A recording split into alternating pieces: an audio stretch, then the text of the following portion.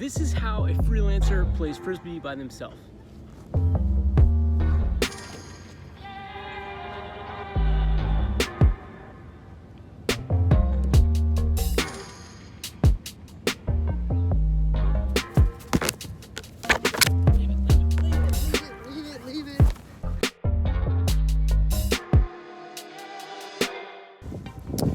Our ultimate Frisbee playoffs start tonight, so I had to get out a little bit early this morning and get some throws in.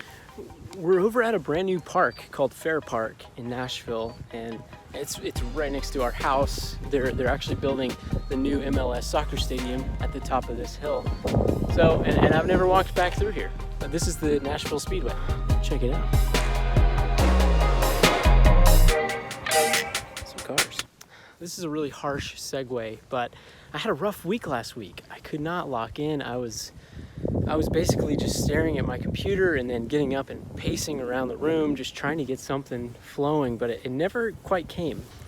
Whenever I have one of those weeks where I can't get it going, nobody's hard on me except for myself.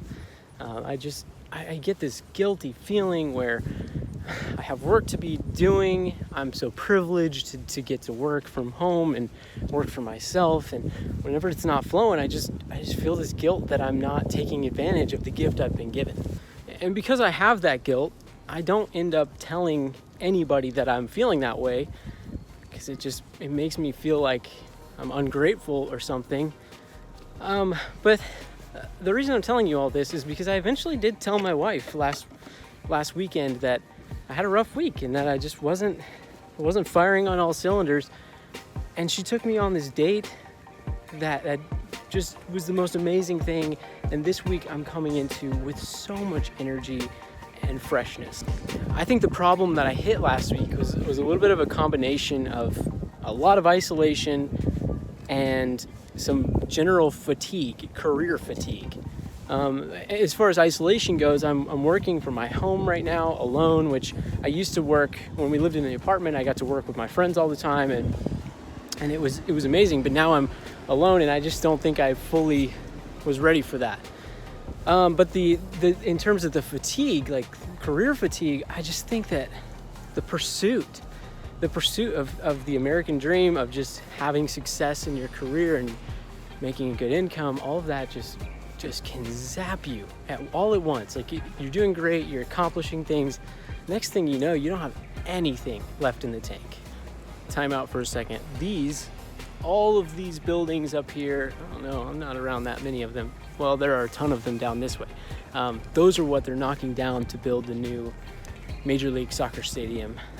Man, there are people protesting that they don't want them to build this, but after being back here, it's pretty run down. I'm really glad it's happening. If I was homeless, I would definitely live up here. Okay, back to the work-life thing. I think that I don't think I'm alone in that battle of feeling guilty as a freelancer or as somebody that works at home.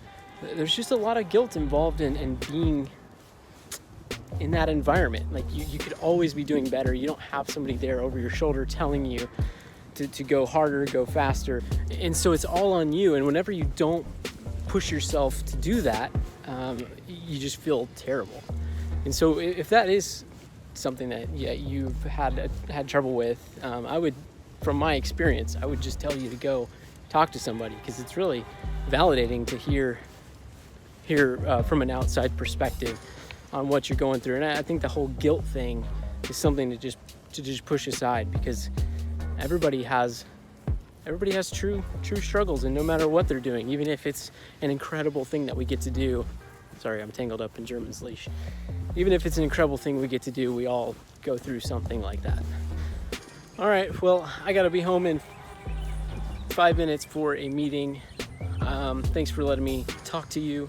I hope you have an amazing week. I will see you next Tuesday. Wish us luck in our Frisbee game.